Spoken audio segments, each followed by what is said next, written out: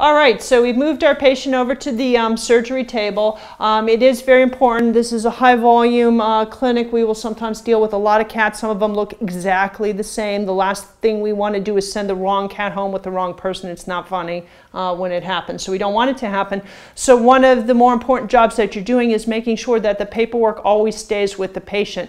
So when the patient was moved, the towel that was in the carrier as well as the paperwork that was on the carrier is put with the patient either on this handy little clip here or at the head of the table, but the paperwork's always got to be there. Don't move a cat without the paperwork.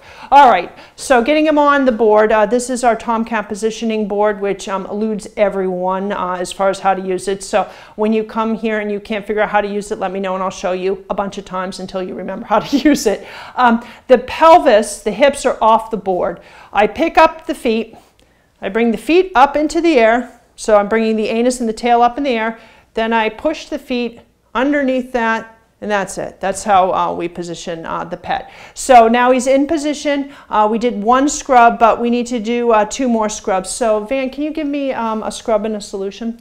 So Van's handing me from the left part of the heating apparatus over there. She's handing me a scrub. What I'm doing is the same thing I did before. I'm really getting into those balls. Now if I do this and it's black, then I have a whole bunch more that I need to do. So it's really clean. This is a nice clean boy. Some of the boys are really messy. All right, after I've gotten the balls done, then I'm going to kind of get that hair out of the way, kind of coming over here, anus, last thing, and then the garbage. Then I'm going to take a solution, the one from the right-hand side. I'm going to get that soap off. I'm not spending a lot of time on that. I'm just getting that soap off, getting that hair wet, making sure it's not going to be in my way. Then we're going to go with another scrub. Getting in there, getting those balls, getting them nice and soapy, making sure I look clean. When I'm done, I do look clean. So then I'm just going to get some of this area over here.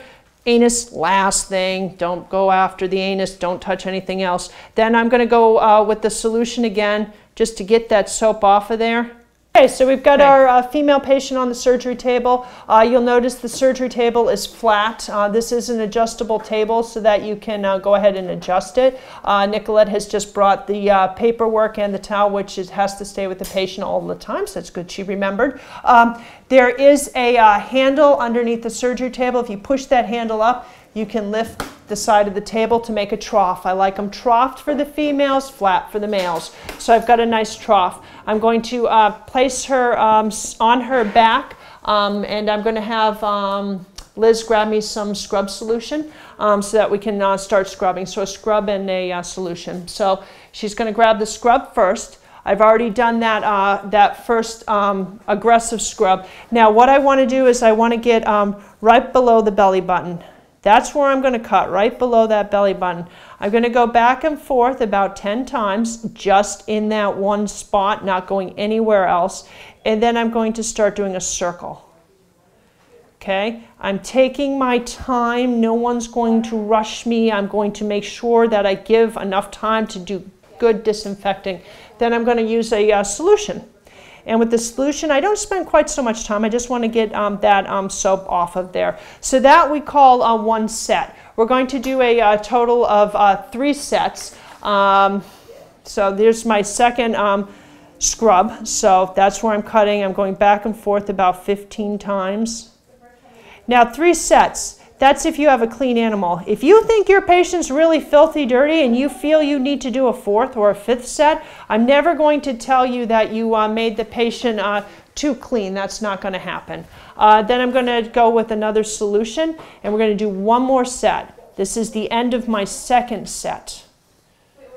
The other thing that I'll sometimes do if I've got a really hairy cat is you'll see me come in and try to get that hair wet and get it to stay down. Okay, now the worst thing I could do at this point is to take this and go back to my sterile area because the hair's dirty. So always the hair is last and you throw it away when you're done, just like the anus with the male, so you don't want to go back. All right, this is my 3rd set. The other thing you're probably noticing is I am touching the scrub pad, obviously, to do my scrubbing, but I'm not spending a lot of time rubbing my fingers all over it and getting it really covered on my fingers because my fingers aren't necessarily clean. So I don't really touch it any more than I need to then to use it. So that's my third set. So the patient is now ready. She is a spay, so if you have time, you would then, and you're comfortable, you would get out a spay pack, and we can show you where those are. You'll open it in a sterile procedure. You'll open up a blade, so I'll be ready to go, and then you let me know. We're ready to go.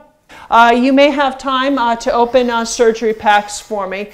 This is a cat neuter.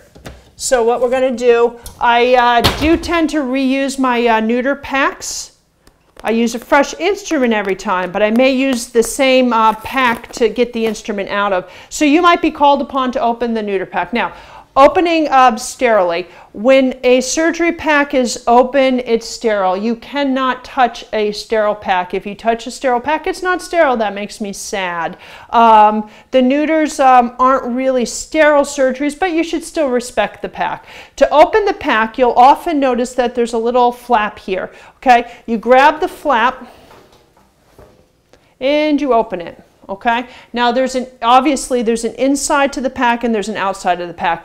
The outside you can touch, the inside you don't touch. Okay, so to open the next layer, I'm going to touch the outside of the pack to grab this, and I'm going to pull it towards me. Okay, then I'm going to grab the outside of the pack and pull it this way. So this is all the outside of the pack, right, when I look at it. So I can touch that area. I just don't want to touch the inside of the pack. So this is outside, so I grab the outside and I pull it over, okay? This is the outside of the pack. I can grab that out of the way, okay?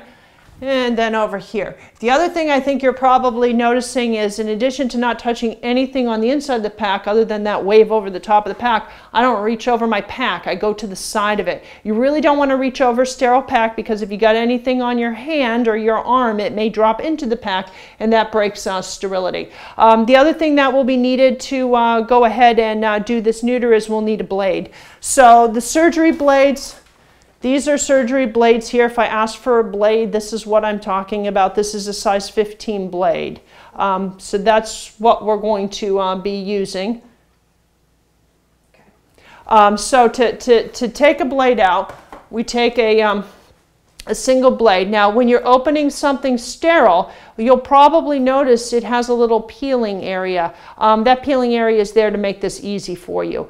To drop the blade onto the pack, what I do is I find that peeling area, I peel it to the point that I can see the blade, okay? Now I've got it under control. I'm not over top of my pack. I know where my pack is. I'm going to come back next to my pack, about 3 inches from the pack. I'm going to keep opening until it drops on the pack, okay? Try to avoid the urge to opening right here, okay? I just broke sterility, my knuckle just touched, okay? So you don't need to be that close to the pack. You also don't need to be 12 feet from the pack, okay? You can make it go on the pack without being that far away. The other thing that I've resisted the urge is, you didn't see me do this, okay?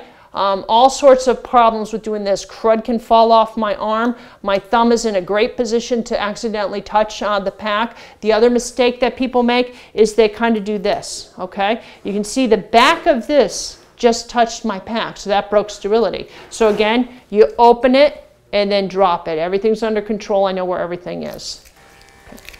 Okay, so the patient is now done with surgery. So this is where the tech comes in again. If the drape is still on, you throw the drape into the dirty clothes on the ground. If the drape is really dirty, you throw it in the sink in the bathroom, and then just rinse it when you get a chance with some cold water to get the blood off. Squeeze it out and then throw it into the dirty laundry.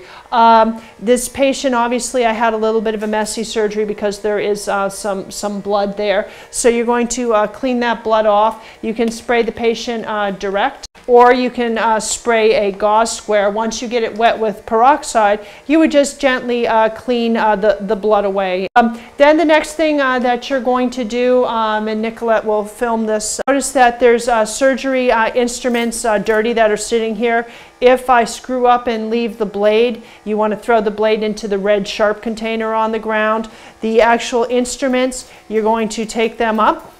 You're going to take the needles up. Anything that's bloody, you're going to throw away, and then you're going to bring these into the office and put them in the first bucket for washing, and we'll talk about that later. Then after you've cleaned this area up, or before you clean this area up probably, you're going to take your patient and you're going to bring them to the post-op table with their paper and their towel. Don't forget those. And then the post-op tech will take over from there.